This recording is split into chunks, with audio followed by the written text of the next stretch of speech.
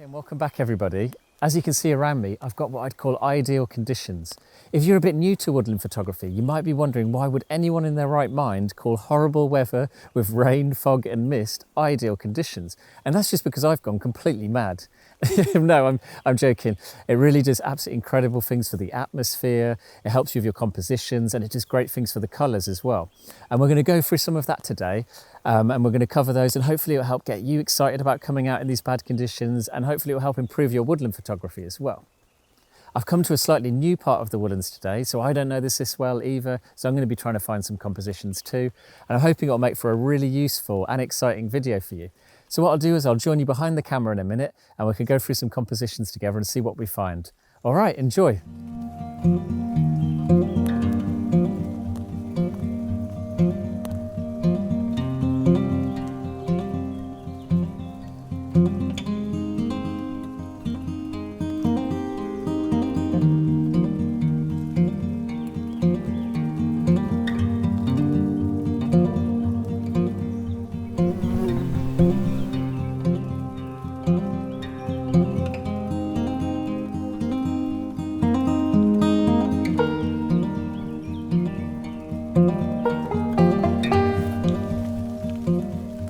Okay, so I've come to another part of the woodlands now, and as you can see, we've got all this amazing bracken which repeats from the foreground all the way off into the background. I think it's just got this incredible texture and colour, and it repeats all the way throughout the image, so it creates a nice sense of depth. I'm also playing around with these two trees here. I like the relationship between the one nearer to the camera here and the one further off there.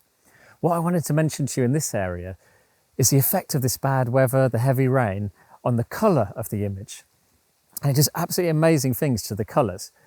What it's done is it's really saturated all of the greens. So we had thunderstorms last night and they've just soaked in, all the water's soaked into all of the leaves and into the bark. And it's just created these really rich and vibrant colours. And because it's summertime, I kind of want to capture those fresh green colours. And that mixed in with this atmospheric fog is just absolutely amazing. So yeah, you should go out in the rain and just see the differences it makes to the colour of the leaves, to the bark and all of the other elements in your image. And I think it could just add something that's a little bit more interesting and maybe something that people haven't seen before as much because they probably wouldn't be out in those conditions themselves. Okay, I'll pop behind the camera now and I'll talk a little bit about the composition I'm setting up, and then I'll have the image up on the screen so you can take a look. Okay, so I'm just behind the camera now. I'm just perching under an umbrella because the rain's pretty heavy. What I'm doing in this shot is, so obviously we've got all this bracken and it repeats all the way throughout, and I just love the texture of it. And as I mentioned, the rainwater soaked into it just created these really rich green colours. And also the rainwater soaked into the bark of this tree. I'll just zoom in for you. One moment, just adjust the tripod, zoom in a bit more so you can see. And it's just kind of created these nice saturated colours, these drops of rain all the way down the trunk of the tree. Just a really, really lovely texture. Zoom back out again now. Great, and in this scene, I'm just kind of playing around with the relationship between this tree and this one off here. I just think they have kind of a bit of a conversation going on. And yeah, like I said, the bracken repeats all the way throughout, all the way off into the background. Because we've got nice foggy conditions, I've left a little bit of the sky up here because I think it just creates that nice bloom of light over there, and that helps to create some depth. So we have this light streaming in through here. And here, I think what I'll do is I'll take a sort of single shot, a wider shot from this kind of angle. Then I kind of like this tree from over here, so I think I'll try and get one here with these reaching over branches. And then I'll do a panorama from all the way around here, all the way here. The reason I'm opting for a panorama here is because I'm kind of playing around with the relationship between this tree and this tree. If I shoot at a really wide angle and try to get everything in, the compression will push everything all the way back over here, and this tree will appear a lot further away. So by using a panorama instead, I can use a slightly longer focal length and just sort of compress everything in. So I'll probably shoot at something a bit more like this. And as you can see, this tree's just kind of got pushed in a bit closer, which looks great. So yeah, just a panorama sweeping across all the way from here, all the way over here. Yeah, I think it could be really, really nice. Really, really happy with this scene. And as I mentioned, just love the colours in it. Okay, let's see what we get.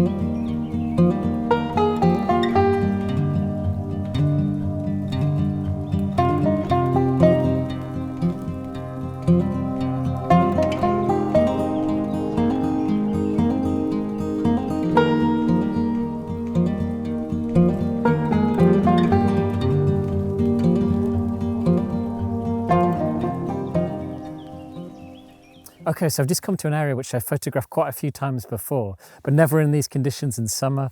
I've never had summer in the fog and this heavy rain like this before.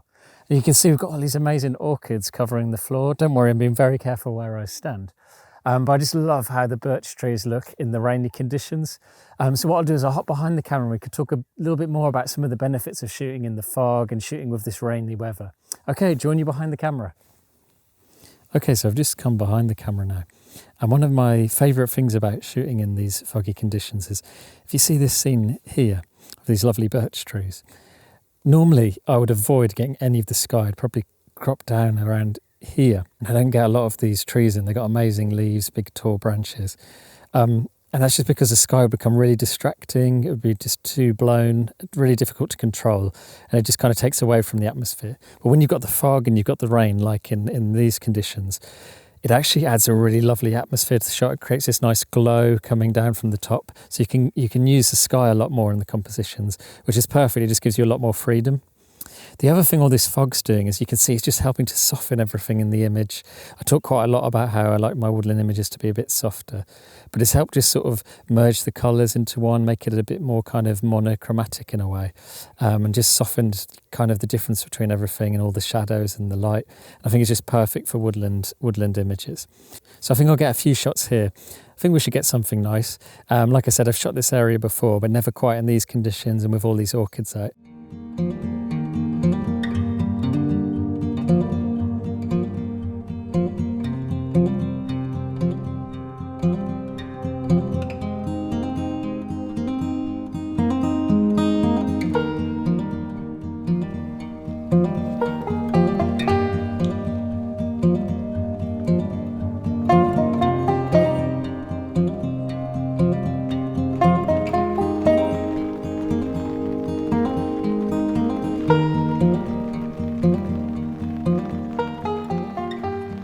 So I'm just taking a little bit of a break and a bit of a shelter from the rain. It's got quite heavy now and I've been walking around the woods for about 2 hours, so I'm a little bit tired, but it's been absolutely amazing. I think I've got some photos I'm really happy with. And I just wanted to talk about this idea of coming out in what you'd call bad weather, because if you're watching this and you've not really been out in bad weather to take photos before, you might be thinking, what's wrong with this guy? Why is he doing this? But I think when I first sort of started out, and I had this impression that sunny days of sunsets and sunrises, a nice golden hour feel were the only time you could get nice landscape images. And until I started looking at images with fog and rain and hearing about other photographers saying about coming out in the rain, I hadn't even considered that bad weather could be good weather for photos. And I really think more often than not, having unusual or bad weather conditions just adds that extra element of atmosphere and interest to the image, which would otherwise not be there. And it's probably a time when people aren't usually out as much. So you're getting a bit more of a unique outlook on things. And it just completely transforms the woodlands. Like I said previously, everything just becomes more saturated and comes to life more. And it just takes on this whole different feeling to it. And you really have to just be out and explore just to experience it and see exactly what I mean. But I really hope some of the stuff I've been through today has helped to inspire you to, instead of like I used to, making excuses when there's bad weather and saying, well, it's not a photography day, realising that you can pop down to a woodlands and you can get some amazing photos, and just gives you kind of another place or another type of photography to practice when you'd otherwise maybe leave your camera at home or not go out. So yeah, I really hope this has helped make you want to do that. And I'll probably try and get a few more photos while I'm out here. But I think I'm going to go home soon, have some breakfast, have a nice cup of coffee, dry off, and we can have a look through some of the images together.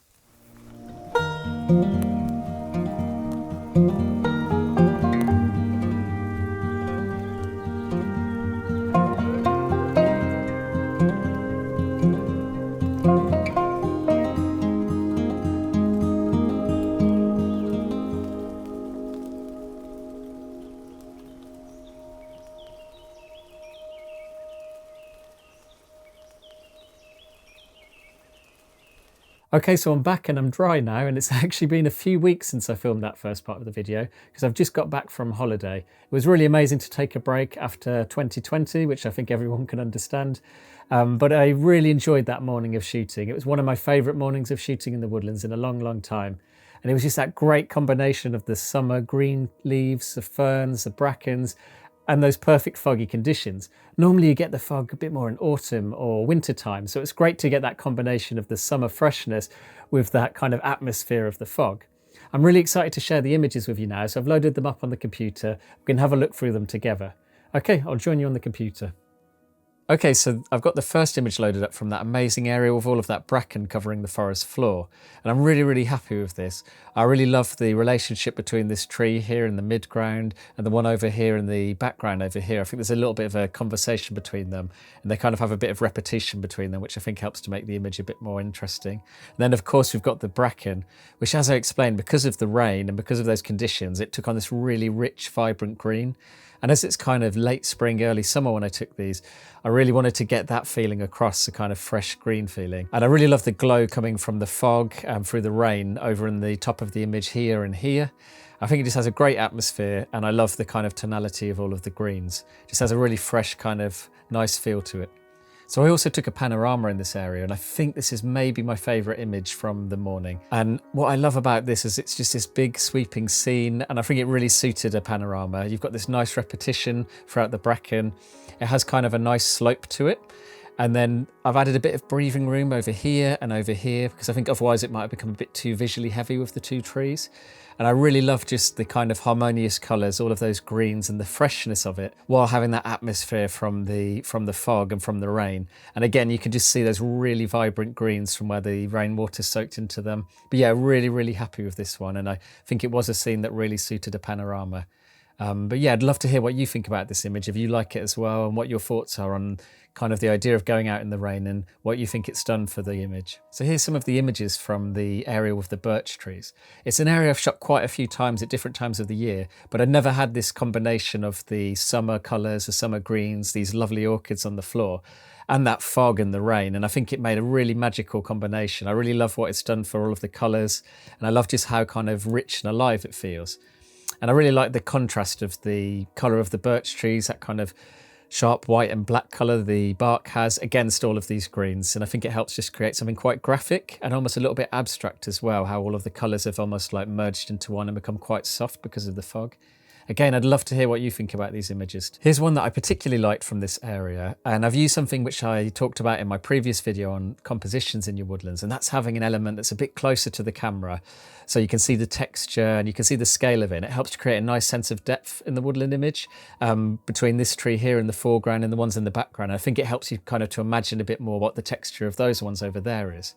So yeah, I really like to hear what you think of this one as well. Again, it's really nice having these orchids down here on the floor. It's really kind of made it a bit more special. So I took another panorama, which I'm really happy with, over in that area with all of the bracken.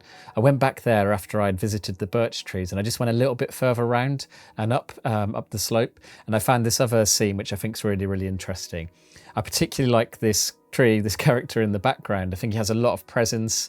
I like it looks a little bit mysterious, a little bit alien, and it's definitely quite intriguing.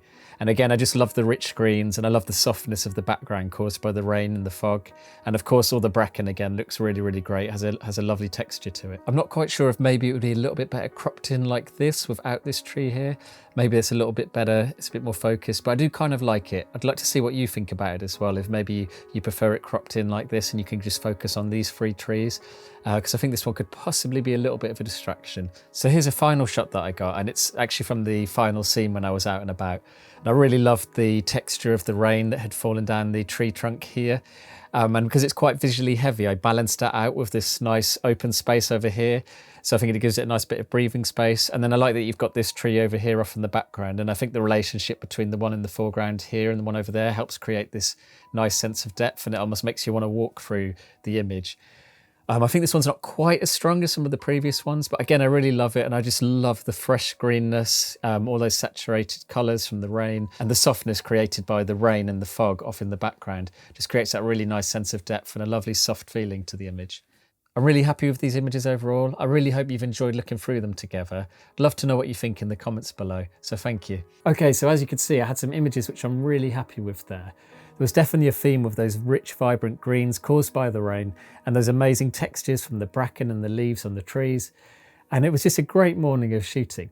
I really hope this video has helped show you the benefits of getting out there in the rain and what it can do for the colours, the atmosphere, and how it can help you out in your compositions as well. And I hope it helps inspires you to get out into the woodlands, even when the conditions would normally make you want to stay in bed. If you have found this video useful, I'd ask if you could hit the like, the subscribe and the notification bell. I'll have more videos coming soon, so thank you so much for watching and I'll join you next time.